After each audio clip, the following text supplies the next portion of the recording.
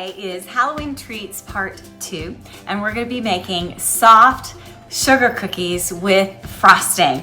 Sometimes you can find these in the grocery store. I was an adult the first time I ever had one, and it kind of blew my mind because it was so delicious.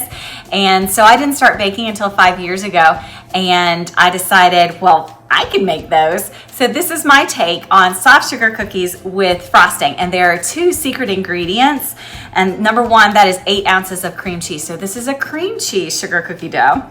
And secondly, the secret ingredient is almond extract. And it really takes it to another level. It's so delicious. And I have other couple tricks that I'm gonna share with you on how I make these cookies that I hope you'll try.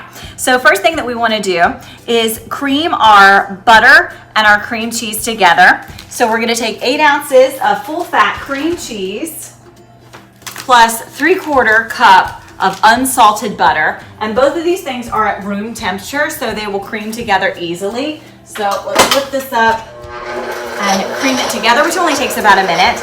And then we are going to add our sugars. We're gonna use a cup of granulated sugar plus a half a cup of powdered sugar, which is kind of unusual in a dough. This is a recipe that I use for every holiday. I just adapt the recipe or the decorations by using different food coloring, different sprinkles, different cookie cutters, and they're always a big hit. My children love these.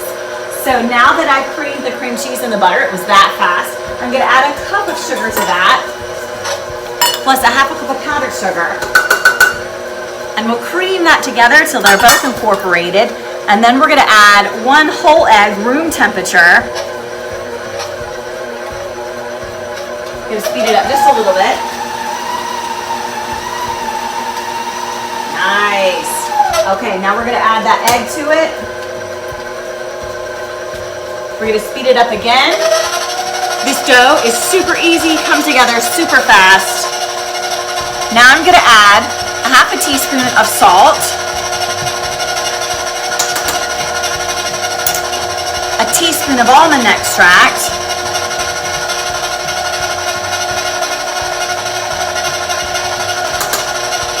smells so good. Now a half a teaspoon of baking powder. I love that it uses baking powder and not baking soda too. Sometimes you can taste baking soda. And 2 3/4 cup of all-purpose flour. So I'm gonna turn it down low so it doesn't poof on me.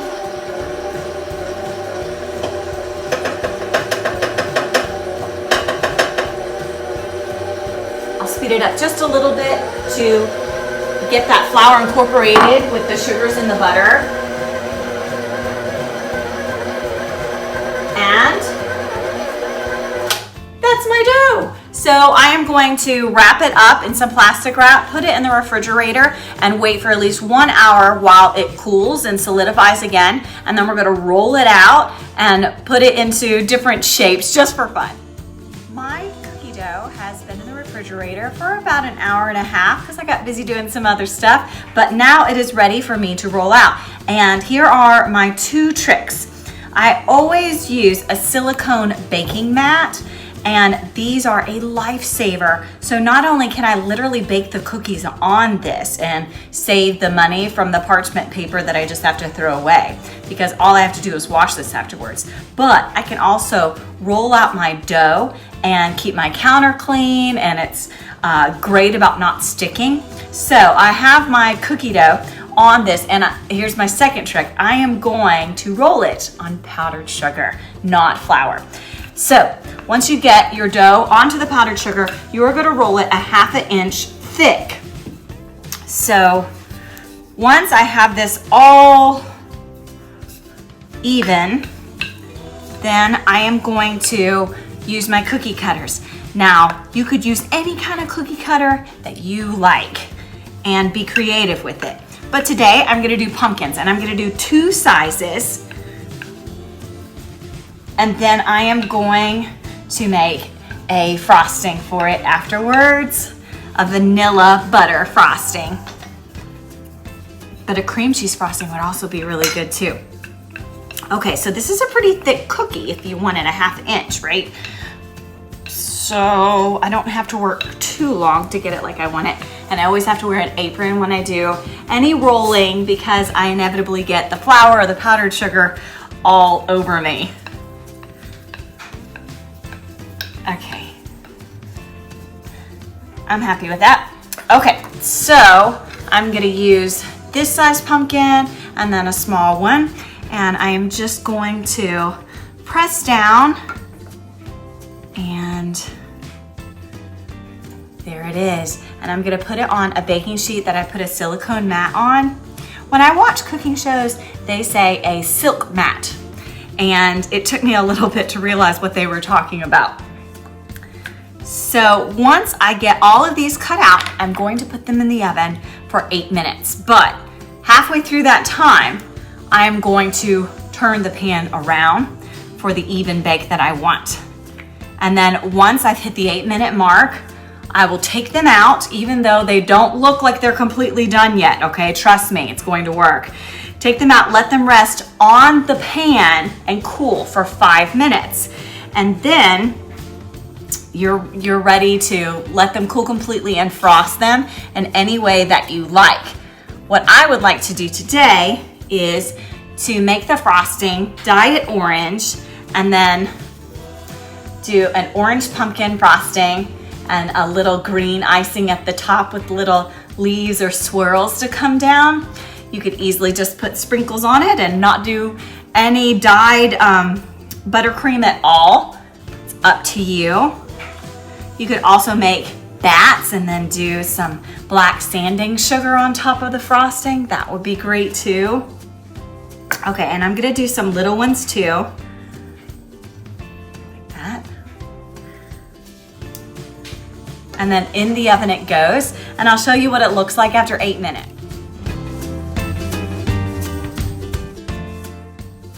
My cookies have been out of the oven for about 30 minutes. And after 5 minutes, I took them off the sheet pan and just let them rest on a sheet rack. They are very blonde, but they are cooked. When I pick them up, they're a little golden on the very bottom, but they are super soft cookies, which is what we want because these are soft sugar cookies. Now we're gonna make our frosting to go with it, and it's very easy. It comes together super fast. We only need 1/3 cup of softened butter, and we're gonna start to whip that.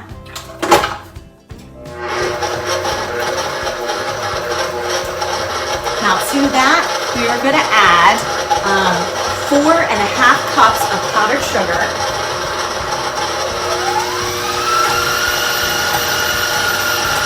Okay, and I'm gonna go really low so it doesn't poof on me.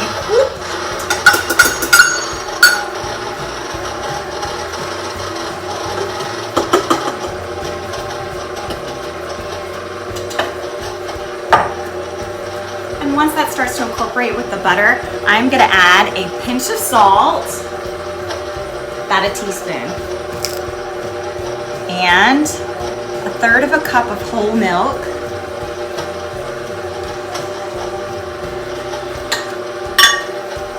and here's the magic ingredient in the frosting, vanilla bean paste. If you're not familiar with this, this is sold usually in the baking aisle right beside the vanilla extract, and it is all the best parts of scraping the vanilla out of the pod and the vanilla extract combined. And you see the little seeds in it, and it gives a super strong vanilla flavor to your frosting or whatever you're using. So we're gonna put 1 whole tablespoon of vanilla bean paste. So we're gonna see little flecks of it in the frosting. Okay, and we're gonna go a little bit faster and whip it till it's light and fluffy. To that, I'm gonna add a generous squirt of orange gel food coloring because I want it to look like a pumpkin.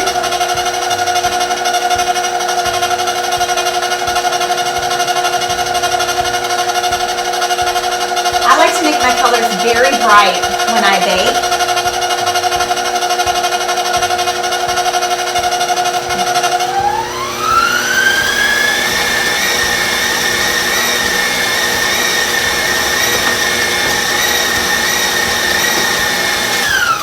Perfect. I'm going to show you what that looks like. So I need to mix in the sides, but you got this. And what we're gonna do is put that into a piping bag, and I'm gonna show you how I'm gonna decorate the pumpkins.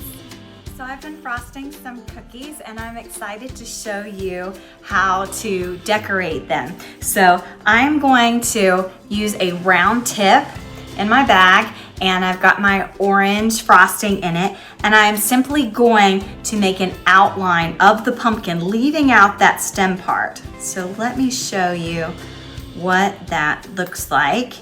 And I'm not doing anything fancy, just like that, and then you can see the lines of when I piped it. Now, to this, I picked up from Walmart some green icing that was in a tube that looked just like my green gel food coloring, but it's totally different. So I am going to take this and just outline the top part of the pumpkin and then fill that in. I don't have that much, or I would do some leaves or something, but this cookie dough made 28 cookies. Now that includes these medium-sized pumpkins and the little ones, but that's a lot of cookies. And it's pretty dangerous because they're so delicious that you're gonna take a bite and want to eat them all. So have a plan of who you're gonna share these with: family, friends, coworkers, neighbors, teachers. We already have you in mind. Now to this, I'm gonna do some eyeballs, and how, depending upon how you space them out, is how smart that little pumpkin is. So there he is. Now, I'm gonna do another one and the exact same way, but this time I'm gonna put sanding sugar on it, which really adds some texture to it. Tastes pretty good. Now, it doesn't do so well after a few days. It starts to kind of bleed into the icing. So be ready to eat those the same day that you make them. And I'm doing the same thing with the green icing, but this time I'm gonna take some orange sanding sugar and just sprinkle it with that, which adds some definition to the pumpkin. Really pretty. I'm gonna keep decorating, and then I'll show you the end.